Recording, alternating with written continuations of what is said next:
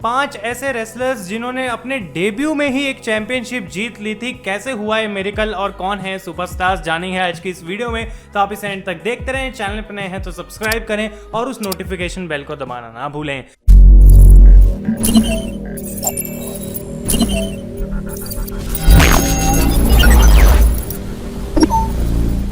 तो गाइज, मैं हूं आयुष और आप देख रहे हैं रेसल इंडिया। और इस वीडियो को स्टार्ट करने से पहले मैं बोलना चाहता हूं एक रिमाइंडर के तौर पे कि कल सुबह 12 बजे मंडे नाइट वॉर्स का एपिसोड नंबर 2 आने वाला है। बहुत ज़्यादा इंटरेस्टिंग रहेगा क्योंकि आपका जो रिस्पॉन्स था फर्स्ट वीडियो पे वो था अमेजिंग, और वही चीज़ मैं आपसे एक्सपेक्ट कर रहा हूँ कल के एपिसोड में भी। सो स्टे ट्यून क्योंकि होने वाला है काफ़ी कमाल का वो एपिसोड।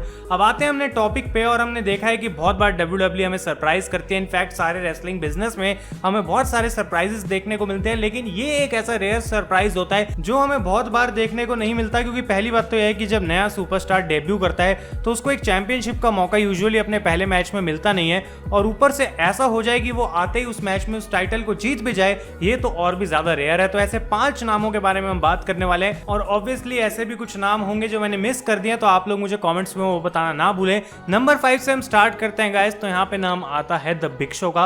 अब अगर आप लोग नहीं जानते हैं तो WWE में बिग शो से पहले WCW के अंदर पॉल वाइट लड़ा करते थे, और उनका वहां पे नाम होता था द जायंट। अब 1990s के समय में जो है बहुत ज्यादा पॉपुलर माना जाता था ऐसे सुपरस्टार को जो कि 7 फीट टॉल हो और जो इतना बड़ा दिखता हो। एक अलग से ही जो है उसकी वैल्यू रहती थी रेसलिंग बिजनेस के अंदर, और इसी चीज के ऊपर WCW चाहती थी कैश इन करना, यानी कि वो चाहते थे बिग शो को अच्छा पुश देना, और इसीलिए उन्होंने हैलोवीन हैवक पेपर व्यू में जो कि हुआ था 1995 में, यहाँ पे बिग शो को बुक करा अगेंस्ट हल्क होगन, और उनको एक्चुअली में इस मैच में जितवाया भी, और बिग शो जो है यहाँ पे चैंपियन बन गए थे। तो ना ही सिर्फ ये बिग शो का डेब्यू मैच था WCW के अंदर, ऊपर से वो लड़ रहे थे एक ऐसे सुपरस्टार के अगेंस्ट जो कि प्रोबेबली उस समय रेसलिंग में सबसे ज्यादा पॉपुलर था, हल्क होगन, और बिग शो ने आके उनको हरा दिया और उनसे चैंपियनशिप जीत ली। ये चीज जो है WCW की हिस्ट्री की one of the most shocking moments है। नंबर 4 की हम बात करते हैं गाइस। तो यहाँ पे नाम आता है क्रिश्चियन का, एक ऐसा सुपरस्टार जो कि एक्चुअली में तो काफी वेल नोन है कि वो टैग टीम में लड़ता है,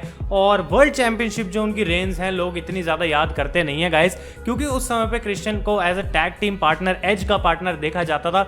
लेकिन अगर आपको याद नहीं है तो क्रिश्चियन का जब सबसे पहला मैच हुआ था WWE के अंदर, तो वो अपने ग्रुप यानी कि ब्रूड के साथ आया करते थे, और यहाँ पे उन्होंने डिफीट करा था टाका मिचोनोकू को to win the light heavyweight championship. अब क्या वो दिन थे जब WWE में एक लाइट हैवीवेट चैंपियनशिप भी हुआ करती थी। अब उसको काइंड ऑफ क्रूजरवेट चैंपियनशिप में WWE ने कन्वर्ट कर दिया, लेकिन क्रिश्चियन अपने डेब्यू में इस टाइटल को डेफिनेटली जीते थे, और काफी देर तक उन्होंने सक्सेसफुल टाइटल डिफेंसेस भी करे थे।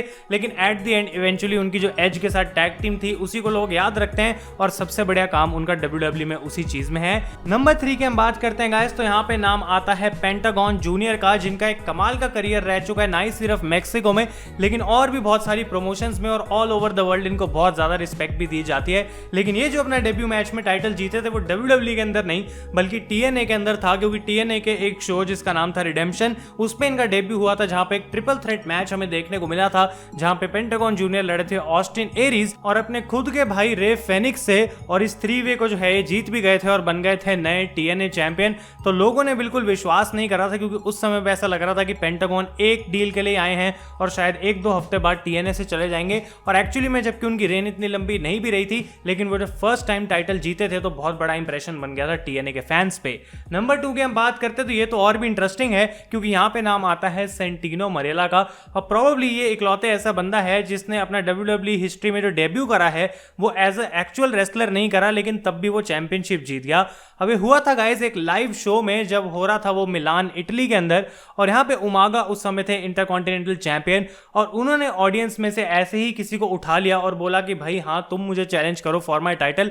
और ऑब्वियसली ये सारी चीजें स्क्रिप्टेड होती हैं, लेकिन उस समय सेंटिनो मरेला टीवी पर एज अ रिकॉग्नाइज्ड रेसलर नहीं थे, कोई उनको जानता नहीं था, तो वो आए उठ के यहाँ पे, और इस मैच में हमें देखने को मिलता है कि बॉबी लैशली इंटरफेरेंस करते हैं, जिसकी मदद से सेंटिनो मैच तो जीतते ही हैं, और अपने इस डेब्यू में ही जो है बन जाते हैं नए इंटरकॉन्टिनेंटल चैंपियन। तो ये चीज अपने आप में ही फनी थी, और प्रोबेबली स्टार्ट था WWE की हिस्ट्री के one of the most funniest characters का, जो कि हमें टीवी पे इतने सारे सालों तक देखने को मिला। और ये चीज वीडियो बनाने से पहले मुझे भी नहीं पता थी, तो शायद आप लोगों के लिए भी एक फन फैक्ट रहा होगा।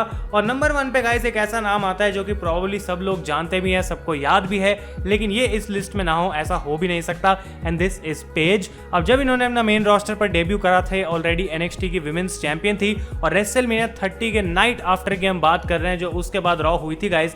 और बेसिकली यहाँ पे उन्होंने चैलेंज करा था AJ ली को आगे फॉर द डिवास चैंपियनशिप, और जो उस समय AJ ली की रेन चल रही थी वो longest Divas title reign ever थी, और वो पेज ने ब्रेक करी और वो बन गई थी डिवास चैंपियन। तो NXT के अंदर उस समय पे पेज का बहुत ज्यादा नाम था। NXT उतना बड़ा ब्रांड नहीं था जितना आज बन चुका है, लेकिन पेज जो है काफी पॉपुलर थी उस समय पे, और डिवास चैंपियन बनने के बाद जो उनका करियर है वो नेक्स्ट लेवल पे पहुंच गया था, और उसके बाद उन्होंने काफी देर तक अपने टाइटल को अपने पास रखा and at the end she had a great career, और अनफॉर्चुनेटली उनको नेक इंजरी की वजह से रिटायर होना पड़ गया था।